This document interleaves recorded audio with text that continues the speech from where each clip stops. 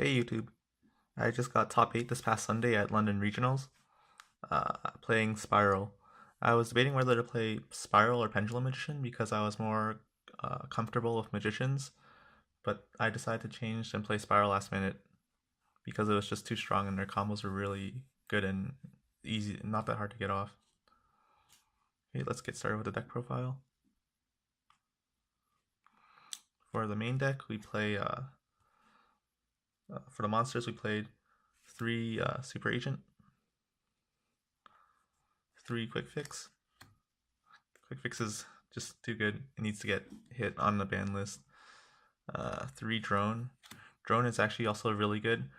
Sometimes in the grind game, if you can just see the top 3 cards of your opponent's deck and rearrange them the way you want, it helps a lot. Then for the 1-of Spyral monsters, we played 1 Last Resort, 1 Sleeper, and 1 Master Plan. These three cards are all bricks if you draw them, but they're just really good to have in the deck because they're all searchable. Everything in this deck is searchable, but yeah, they all just combo really well together. And for the non-Spyral monsters, we have the 1 Destrudo, just to help you get to your last resort quicker and start your combos. And then we played the rest of the monsters we played were all hand traps. We played 3 Drone Lockbird. Drone Lockbird is really strong in this format, especially against spirals, because it's essentially a dimensional barrier because all the combos rely on searching. So if you can Drone Lockbird them, you pretty much end their turn, and they can't really do anything, and they have to pass most of the time. Then we also played 2 Ash Blossoms and 2 Ghost Ogres, and then 1 Maxi and 1 DD Crow. DD Crow is it's okay, but the main reason why you play is because you can search it. Okay, that's all the monsters. For the spells, we played triple terraforming, triple set rotation, triple spiral resort, and then because of the set rotations, you had to play the Oracle Zephyra, and it locks out your opponent's field spell, and the 1 Dragon Ravine for Destrudo. Then we played the 3 machine dupes. If you open this, you pretty much win unless they have Ash Blossom. If you open 2 of them, that means you're guaranteed to win, but you had to be really good at this game to open 2. I also played 2 Spyral Big Red, just because a lot of people are only playing 1, but in the grind game, sometimes, because it's once per turn, so you really only need 1, but sometimes in the grind game, if you can get multiple copies, then it helps because you'll use 1, and then if you can't make your combo or it gets interrupted next turn, you have another one that you can potentially use. And, for the broken 1-ofs that are in this deck, you play the 1-for-1, Foolish, and Soul Charge. If you have these cards, then usually it helps you. Well, Soul Charge is there because it helps you if you're going turn 1 and you get Ghost Ogre, or if your monster gets Ghost Ogre, you can just Soul Charge them back and make a broken board. Foolish helps you get your combo started by sending the Quick Fix to the graveyard and bringing it back with its effect. And then 1-for-1 helps you special the Quick Fix while getting the drone, and you can normal the drone and start your combo. Okay, and for the traps, we played the 1 Utility Wire and 2 Rescue. Yeah, Rescue is really good. Sometimes if you open it, you can still pitch it off to bring back the Quick Fix, and then you have a special summon for later. Sometimes you can use it to special summon back the Master Plan and use Master Plan to get you another Rescue to discard off for Quick Fix, and you have another Rescue in graveyard. And you can use it on your opponent's turn. So sometimes you can banish something. You can banish this from your graveyard to bring back the Super Agent, and then Super Agent can pop your opponent's resort. So yeah, it's pretty good. Okay, for the extra deck, we played triple double helix. I played 3 because sometimes the third one will come up in the grind game, and then sometimes you're forced to double helix and one of your spiral monsters to go into another double helix, and I just wanted a third one so that if that happened, I wouldn't feel too. I'd feel better about wasting a double helix like that, so I'd have another one in case I needed it. One proxy dragon. Proxy dragon is just mainly here because it helps you get into just clear up, open up extra link zones and keep moving up in your combo. Ib can protect your board. Ningirsu is really good because it sends cards to the graveyard and it doesn't target. So if your opponent has a Borolo dragon, you can bring out this guy and send the Borolo to the graveyard. That happened to me one time. One Gaia, one Deco Tucker, two Firewall dragons, and that's it for the link monsters. Then we played one Lyrilisc, the Recital Starling, one Sylvan Princess, and I also played this guy. It's irrelevant, but I played it because it has this guy doesn't do anything. You can detach. Here, I'll show the effect. You can detach a material so that Lyrilis can't be destroyed this turn or by battle or card effects. But the main part I thought it was you can use this to make you take 0 battle damage that turn in case for those games that you go into time. And I played the one Baguska because there are combos that you can end with this on the board in defense mode, so you can you can skill drain your opponent for their turn, and then you can turn it back to attack for your turn. One Ancient Fairy for Destrudo. Okay, for the side deck, 3 Ghost Reaper and Winter Cherries, along with the ABC Dragon Buster and Totally Awesome. This is pretty good. I never drew into Ghost Reaper except for the last game, but he didn't summon any monsters, so I never got the chance to use it. But yeah, these are still pretty good. Actually, I got Ghost Reaper twice or 3 times in the whole tournament, and 2 out of those 3 games I still won. So it's questionable. It's definitely not that great, but it hurt me a lot, those games. Yeah. And then this is for the ABC, and then if you play against Paleo, I never played any Paleo. I played some ABC, but I never drew the Ghost Reaper. Okay. And then we played the one Spyral Tough, Regeki, and Dark Hole. These are cards for going second. Yeah, I never drew any of them when I went second, but yeah, I thought Tough is just really good because he's a really good card for the deck, but he's just useless going first, so that's why he's in the side deck. And we played 3 evenly matched for when we go second. Yeah, nothing much to say. This card's just really strong, but of course your opponent has ways to play around it, so yeah, you still have your hand traps though. Then we played 3 Mind Crush. This is my own personal tech. This card was really good because you side this thing going first, and then you can use the Spyral drone to see the top 3 cards of their deck. The card you put on top, you'll know is the card that they'll draw for that turn.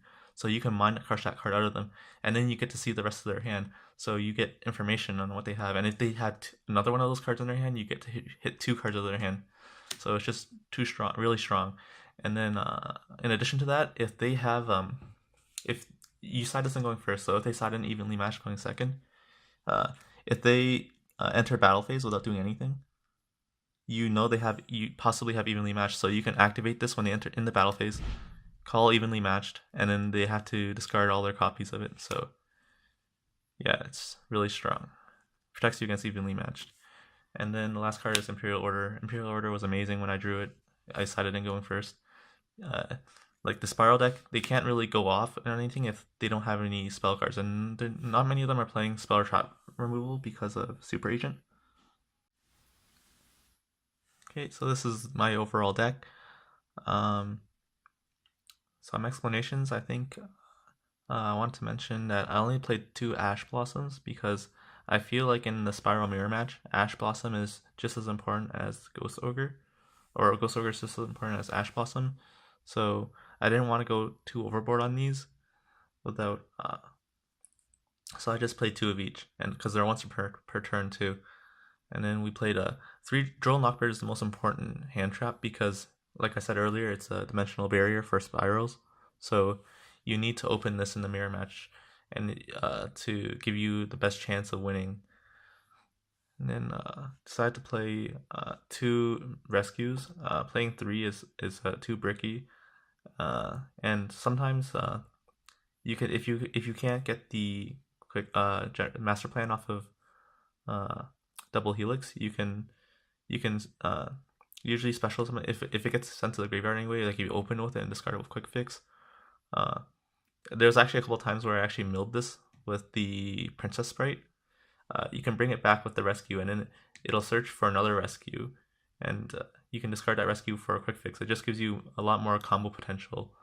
So yeah, I liked two of these, and yeah, uh, I'm not sure how to feel about the Oracle of Zephyra and set rotation because the first couple games I had, the first couple rounds, I every game I opened I opened this, and most of the times I opened this with Destrudo too, so it wasn't that great, but overall I think it was still pretty good. Like after round three, I didn't really open this card anymore, and it did its job. A couple times it locked out my opponent's field spells. So for the games, the regionals was about 100, a little over 100 people, and there were 7 rounds with top 16 getting invites. Uh, so for my matchups, I played first round I played against Invoked, and I actually tied against him because we went to time, and I did a misplay round one because I wasn't too comfortable with the deck in the beginning of the day, but then near the end of the day I just got really used to the combos and how to play the deck. So yeah, game two I beat him, and so in time, so we tied. Round two I played against a True Draco deck. Yeah, I 2-0'd him. He didn't really know what most of the Spyral cards did, so yeah. And then the next round was an ABC deck, and this game went really long. Game one went into time, with him winning in the end due to me using Destrudo in that game. So I was really low on life points throughout the whole game, and yeah, I lost against that. And after that, I was pretty sure I was just gonna drop soon. But yeah, I just decided to stay in. And the next round, I played against an ABC deck again. I lost the die roll, but I won game one and then lost game two. And in game three, he made a misplay, but I opened really good too. So yeah, round five, I finally played against my first Spyral deck. I was really preparing for the Spyral matchup, so it was unfortunate that I didn't play a Spyral deck up until this point. But yeah, I won against him too. He he Ghost Reapered me, but he I was still able to push through and win because I still had really good cards, and I think he bricked. So yeah, and then round six, I played against a True Draco deck. It was a Demise variant, which I think isn't that great because you can't play hand traps, and you really need the hand traps to go against Spyral because the I think I won the die roll, and game one and three, which I went first, I just won because like I had combos. And then game seven, the round seven, the last round was against another Spyral deck. Uh, I made a misplay round one, game one in that game. I left his Ancient Fairy Dragon on the board with a field spell, and he had no cards. Uh, he had no cards in hand, so uh, yeah. But he was able to pop the field spell and search for another resort, and then go off from there. And inning round two was a grind game. We both bricked, uh, but I summoned but I had Imperial Order that I sided in, and that shut out all his spells, and I was able to just summon the the last resort and keep swinging. And eventually, I summoned a Super Agent as well, and kept swinging. So yeah, I won that game. And then the last game we only had 2 minutes left in the round. So after we finished siding, we started the game. The game went into time the first turn, and but I opened the nuts. I had Droll and Lockbird. I had two machine dupes, a quick fix, and Ghost the Winter Cherries that I sided in. But he couldn't even summon a monster. I Droll locked his terraforming, and he didn't summon any monsters, so I couldn't Ghost Reaper him. But it didn't matter because the turn after I had quick fix and two machine dupes. So even if you had Ash Blossom, I would have the second machine dupe would have gotten off, and I just made my unbreakable board, and yeah, luckily made out with that win. Overall, I think this deck is pretty broken. It should probably get hit. I feel like Quick Fix might get hit soon because he's like, even though we just got double Helix and the deck just got good, like these cards have mostly been out for a year, uh, and I feel like Quick Fix is the most broken. Is definitely the most broken because he's not a once per turn effect. But Drone is actually also a really powerful card because it lets you see your opponent's top three cards. Like that effect is a lot more powerful than you would think it is, especially consider like if your opponent's down to like one or two cards, or he's less top decking, you can choose which card he gets, and you have like information about the majority of his hand that way too. So yeah, just Drone's really good, and he's like, yeah, this deck is just really good. I'm still not sure how I feel about Destrudo because we don't have Code Talker, so we don't have Code Talker yet. So sometimes if you summon Ancient Fury and you get this field search, it's good, but it's not that great. And sometimes like, it stops your combos from going off because you need to link with the Ancient Fury to clear up your extra monster slot. Okay, that was my deck profile. Thanks for watching.